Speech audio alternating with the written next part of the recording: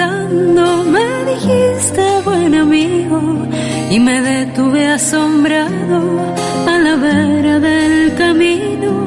No sabes lo que ha pasado ayer en Jerusalén, a Jesús de Nazaret, a quien clavaron en cruz. Por eso me vuelvo triste a mi aldea de Maús. Por la calzada de Maús, un peregrino. Vamos a leer hoy el Evangelio de San Lucas en el capítulo 24, versículos 13 al 35. Dos discípulos de Jesús iban andando aquel mismo día, el primero de la semana, a una aldea llamada Emaús, distante unas 2 leguas de Jerusalén. Iban comentando todo lo que había ocurrido. Mientras conversaban y discutían, Jesús en persona se acercó y se puso a caminar con ellos, pero sus ojos no eran capaces de reconocerlo. Él les dijo: ¿qué conversación es esa que traéis mientras vais de camino? Ellos se detuvieron con aire entristecido. Uno de ellos, que se llamaba Cleofás, les replicó: ¿eres tú el único forastero de Jerusalén que no sabes lo que ha pasado allí estos días? Él les preguntó: ¿qué cosa? Ellos le contestaron: lo de Jesús de Nazaret, que fue un profeta poderoso en obras y palabras ante Dios y ante todo el pueblo. Cómo lo entregaron los sumos sacerdotes y nuestros jefes para que lo condenaran a muerte y lo crucificaron. Nosotros esperábamos que él fuera el futuro liberador de Israel. Y ya ves, hace ya 2 días que ocurrió esto. Es verdad que algunas mujeres de nuestro grupo nos han sobresaltado, pero fueron muy de mañana al sepulcro, no encontraron su cuerpo e incluso vinieron diciendo que habían visto una aparición de ángeles que les habían dicho que estaba vivo. Algunos de los nuestros fueron también al sepulcro y lo encontraron como habían dicho las mujeres, pero a él no lo vieron. Entonces Jesús les dijo: qué necios y torpes sois para creer lo que anunciaron los profetas. ¿No era necesario que el Mesías padeciera esto para entrar en su gloria? Y comenzando por Moisés y siguiendo por los profetas, les explicó lo que se refería a él en toda la Escritura. Ya cerca de la aldea donde iban, él hizo el ademán de seguir adelante, pero ellos le apremiaron diciendo: quédate con nosotros porque atardece y el día va de caída. Y entró para quedarse con ellos. Sentado a la mesa con ellos, tomó el pan, pronunció la bendición, lo partió y se lo dio. A ellos se les abrieron los ojos y lo reconocieron, pero él desapareció. Ellos comentaron: ¿no ardía nuestro corazón mientras nos hablaba por el camino y nos explicaba las Escrituras? Y levantándose al momento, se volvieron a Jerusalén, donde encontraron reunidos a los 11 con sus compañeros que estaban diciendo: era verdad, ha resucitado el Señor y se ha aparecido a Simón. Y ellos, por su parte, contaron lo que les había ocurrido en el camino y cómo lo habían reconocido en la fracción del pan. Palabra del Señor. Gloria a ti, Señor Jesús. Un peregrino iba conmigo, no le conocí al caminar, ahora sí, en la fracción del pan. Leemos hoy un evangelio que creo que todos tenemos en la mente y en el corazón. El relato de los peregrinos de Emaús. Este evangelio de Emaús se desarrolla como una gran liturgia. Hay muchas perspectivas de lectura. Es un texto supremamente rico. Yo quiero proponerles hoy leerlo como una gran liturgia. Una gran liturgia que se desarrolla en 3 momentos, 3 etapas. Primero, la liturgia del camino. Segundo, la liturgia de la palabra. Y tercero, la liturgia del pan partido. A Jesús de Nazaret, a quien clavaron en... Comencemos con la liturgia del camino. Nos dice el evangelista Lucas, su narrador, que aquel mismo día, 2 de ellos, 2 miembros de la comunidad, 2 que no eran del grupo de los 12, pero sí del grupo amplio de los seguidores de Jesús, que han venido desde lejos con él, peregrinando hasta Jerusalén, y que se han encontrado de repente con este evento imprevisto. Al maestro lo han matado, y ahora regresan tristes, decepcionados, a su lugar de origen. Nos dice el texto que se dirigen hacia Emaús. Emaús, que dista unos 11 kilómetros de Jerusalén, quizás unas 2 o 3 horas a pie, depende del ritmo de cada uno. 2 horas de viaje que transcurren hablando, conversando sobre aquel sueño frustrado, aquel sueño que tanto habían acariciado, pero un sueño que había naufragado en sangre. Caminan como bendecidos por el Salmo 84, que en el versículo 6 dice: feliz el hombre que lleva los caminos en el corazón. Feliz el hombre que tiene la valentía de peregrinar, de ponerse en camino. Pues también la fe es un caminar perpetuo, porque Dios mismo es como una mina nunca conquistada, nunca explorada, nunca aprovechada del todo. Dios es el infinito que nos espera en la esquina de cada estrada.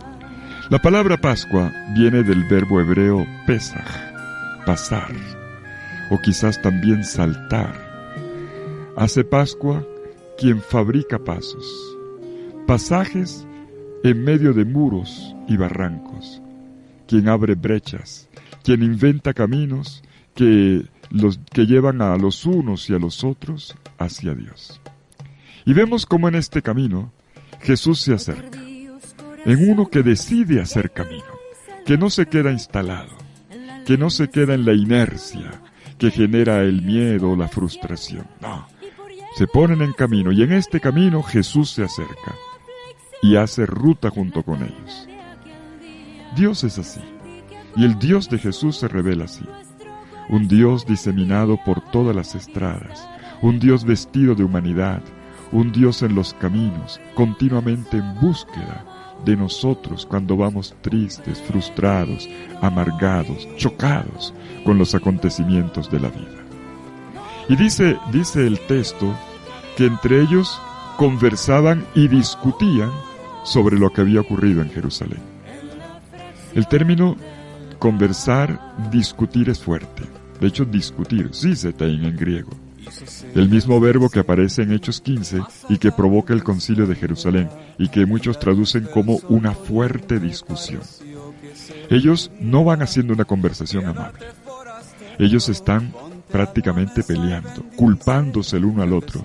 ¿Y por qué nos metimos en esto? Tú me invitaste. Los dos están claudicando, abandonando la comunidad, amargados y buscando el chivo expiatorio.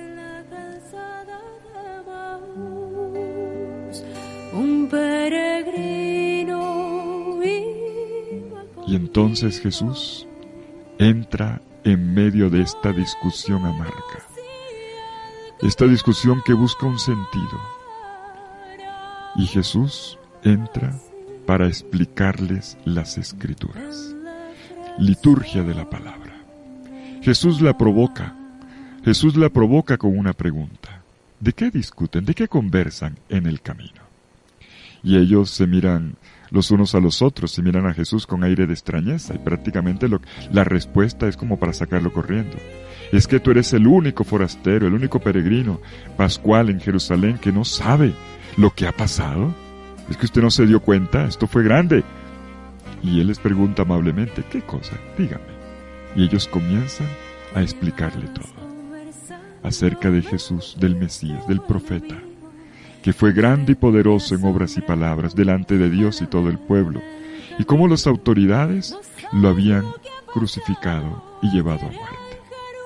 Les cuentan cómo le cuentan a Jesús, de una forma irónica, le cuentan al mismo protagonista cómo esperaban que el Mesías trajera la liberación de Israel, pero van 3 días y nada, y no ocurre nada. Lo más gracioso del asunto, en esta ironía, es que ellos ya saben que Jesús resucitó. Ellos ya lo saben, pero no lo creen. Y ellos le dicen, el caso es que algunas de las mujeres de nuestro grupo, las discípulas, fueron al sepulcro y vieron una aparición de ángeles que decían que Él vivía. Tienen en la boca la palabra clave, vivía, pero no lo creen. Y también fueron algunos de los nuestros y lo confirmaron, pero a Él no lo vieron. Los discípulos recitan el credo, pero no lo creen. Vaya ironía.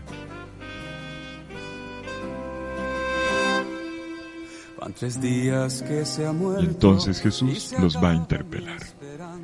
Oh insensatos, lentos de corazón para creer.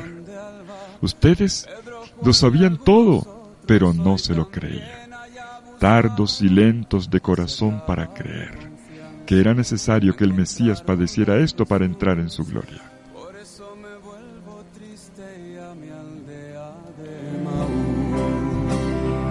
Y aquí es donde está la parte dura. El Mesías tenía que padecer. Jesús se los va a aclarar.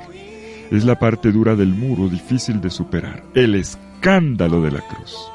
La sublime locura de la cruz, que es la palabra definitiva de Dios que todo discípulo del Señor debe saber custodiar, transmitir, escrutar, captar, orar, vivir. Eso. Y ocurre, esta aclaración, esta explicación, esta iluminación va a ocurrir en el camino de Emaús. Emaús no es un lugar cualquiera. Cualquier lector de la Biblia lo sabe. Emaús ya ha sido citada en los relatos de batalla del Antiguo Testamento. En el año 167 a.C., en Anwas, en Emaús, ha ocurrido la confrontación entre los macabeos y Gorgias, un general del rey Antíoco IV Epífanes. Allí han ocurrido una de las gloriosas victorias de Israel para traer la liberación a su pueblo en un tiempo de crisis. Por lo tanto, es un lugar significativo, un lugar emblemático. Y los discípulos, irónicamente, esperan también una liberación, pero una liberación por las armas, una batalla. Y Jesús va a mostrar que su batalla, que su liberación, que su victoria sí ha venido, pero no como ellos la tenían en la cabeza. Ha ocurrido de otra manera. Y para esto los saca del escándalo de la cruz. Les hace comprender que la cruz no ha sido un incidente, sino la plenitud del amor, que cambia la comprensión de Dios y de la vida, de la manera de resolver las cosas. Y estos dos caminantes descubren una verdad inmensa. Cleofás y su compañero van a entender que la mano de Dios se posa donde parece imposible, precisamente allí donde parecía absurdo, en la cruz. Tan escondida esta mano que parece ausente, pero en cambio está tejiendo el hilo de oro de la tela del mundo.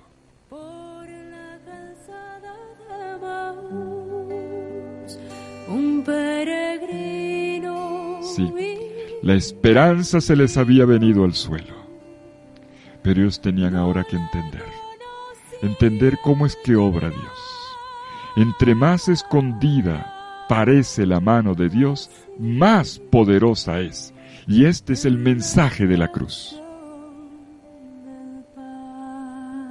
¿Y cómo ocurre esto? ¿Cómo se aclara esto? Con la explicación de la palabra de Dios, de la Sagrada Escritura.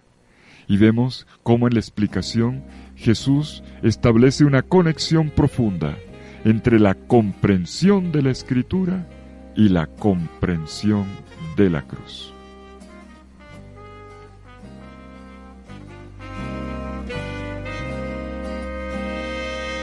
Y comenzando por Moisés y siguiendo por los profetas, les explicó lo que se refería a él en toda la Escritura. La amargura de los discípulos venía de lo imprevisto que parecía el acontecimiento. Se había desplomado de repente y estaban groggy, no entendían nada. ¿Qué pasó aquí? mataron al Mesías. ¿Y ahora? Para Jesús, al contrario, esto estaba previsto. Hay una luz que la Escritura viene a proyectar sobre los acontecimientos tristes, dolorosos, que hasta ahora parecen difíciles de entender, pero que por su parte dan la ocasión para captar el sentido de la palabra de Dios que hasta ahora parecía enigmática. Y a la vez, la Escritura va a iluminar este acontecimiento difícil de masticar. La cruz no estaba predicha por las Escrituras, sino que ocurrió conforme a las Escrituras, que no es lo mismo. Hay una circularidad interpretativa hermenéutica. La Escritura nos envía a Cristo y Cristo a las Escrituras. Y bajo la luz de la experiencia de la Pascua, los discípulos van a entender, bajo el prisma de las Escrituras también, que la voluntad de Dios, el querer salvífico de Dios, se ha realizado en la cruz. La Escritura se ha cumplido en Jesús, y Jesús, lo que ha vivido, ha sido conforme a la luz de la Escritura. Y es en este punto que se entiende el significado del verbo era necesario. Lucas 24:26. Era necesario que el Mesías padeciera esto para entrar en su gloria. También el Mesías es un peregrino, un caminante. La imagen del camino aquí es decisiva. Jesús siempre fue un itinerante, siempre un caminante. Pero su camino no terminaba en la cruz. Su camino terminaba en el Padre. Pero tenía que pasar por el dolor de una cruz. Era necesario. Ahora se entiende el verbo era necesario, era preciso. Solo ahora se comprende cómo la expresión de la voluntad de Dios tiene lugar en el misterio pascual. El resplandor que emana de la resurrección del Hijo de Dios aclara la oscuridad de la cruz y muestra cómo el Mesías como Hijo de Dios, había obedecido hasta el fondo el querer de su Padre. Padre, en tus manos encomiendo mi espíritu. Y con la fuerza de esta obediencia atravesó la oscuridad de la muerte hasta llegar a la resurrección. La cruz no contradice el poder de Jesús, simplemente desvela la otra cara del misterio. La potencia indica el mesianismo, pero la cruz explicita cómo es que este mesianismo tiene lugar.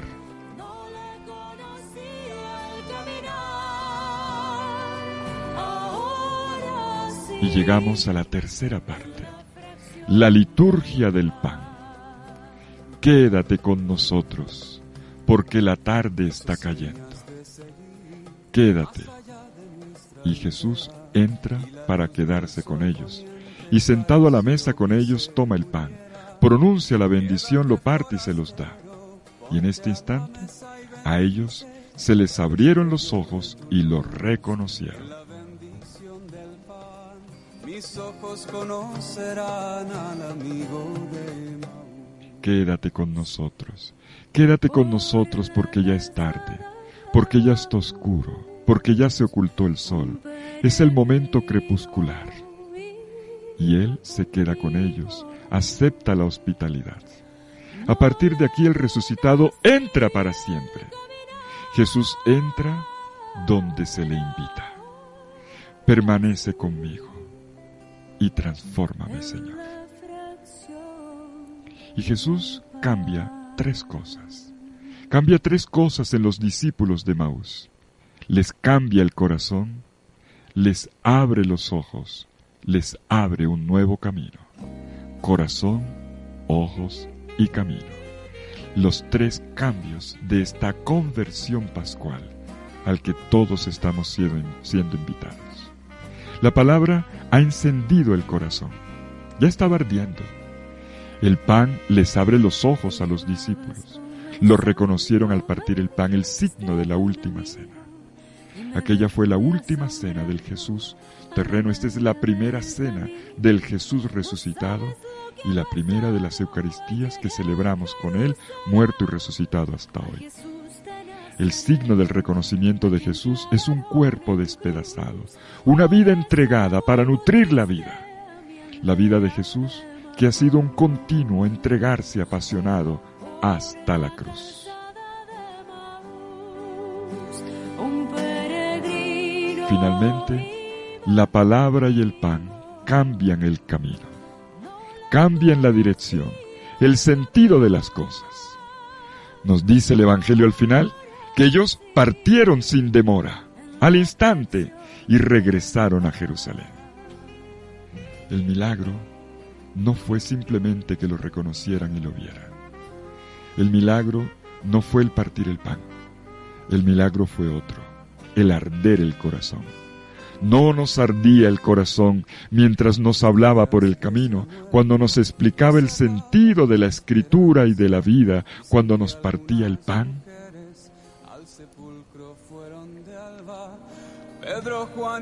Y estos discípulos disidentes, los que no querían estar más en Jerusalén, aquellos a los cuales la vida comunitaria, con esta comunidad discipular ya no les sabía nada, y por eso se van, no tiene sentido estar en la comunidad. Ahora vuelven a la comunidad, regresan a Jerusalén emocionados, contentos, con una palabra, con un anuncio, con una experiencia. Tiene sentido Jerusalén, tenía sentido la cruz. El Maestro ha resucitado y se nos ha aparecido en el camino. Nos ha aclarado todo a partir de la palabra de Dios y lo hemos reconocido en la fracción del pan. Estos discípulos ahora tienen pies de misioneros. Estos peregrinos discípulos que en el camino hicieron un aprendizaje, ahora son discípulos misioneros que van a anunciar con energía, con alegría, con convicción que Cristo ha resucitado.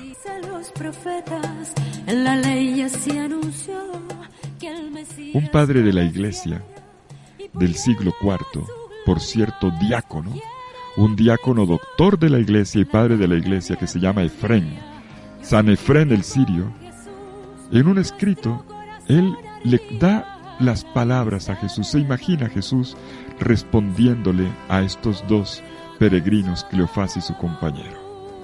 Dice: quien come conmigo, come el fuego.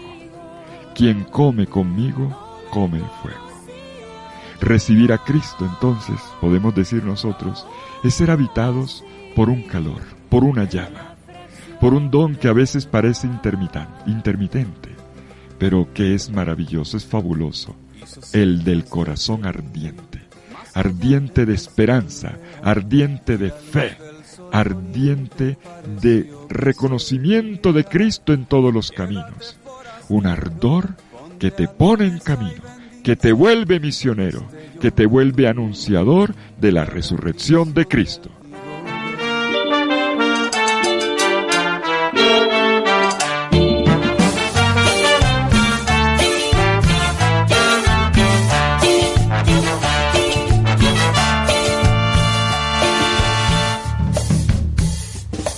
Te llevabas conversando, me dijiste buen amigo, y me detuve asombrado a la vera del camino. No sabes lo que ha pasado ayer en Jerusalén, de Jesús de Nazaret, a quien clavaron en cruz. Por eso me vuelvo en pena a mi aldea de Maús.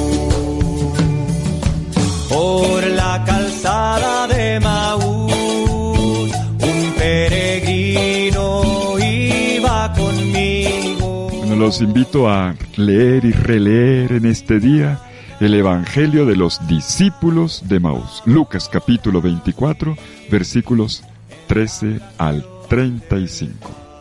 Y les regalo esta versión de la canción Peregrino de Maús de Esteban Gumucio, el chileno, en una versión de mi amigo, el jesuita Cristóbal Fones. Por fin Cristóbal le gustó la cumbia, ya entró en la onda. A mi esperanza, dicen que algunas mujeres al sepulcro fueron de alba, Pedro, Juan y algunos otros hoy también. Que el Señor hoy reencienda nuestros corazones con su luz, con su esperanza.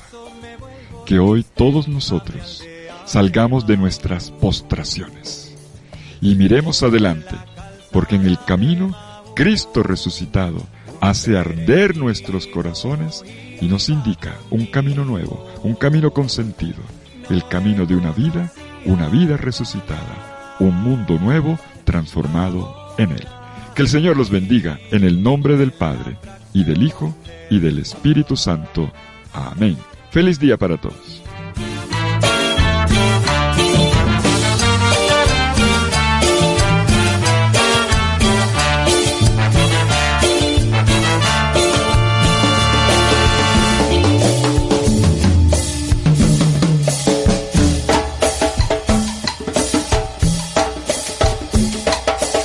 Tardíos corazones que ignoráis a los profetas, en la ley ya se anunció que el Mesías padeciera y por llegar a su gloria escogiera la aflicción. En la tarde de aquel día yo sentí que con Jesús nuestro corazón ardía a la vista de Maús. Por la calzada de Maús, un peregrino iba conmigo. No le conocía al caminar, ahora sí, en la fracción del pan.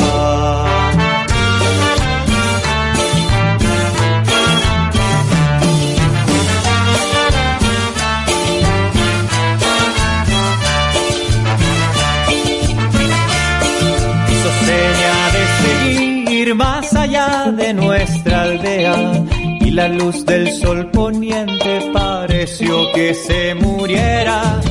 Quédate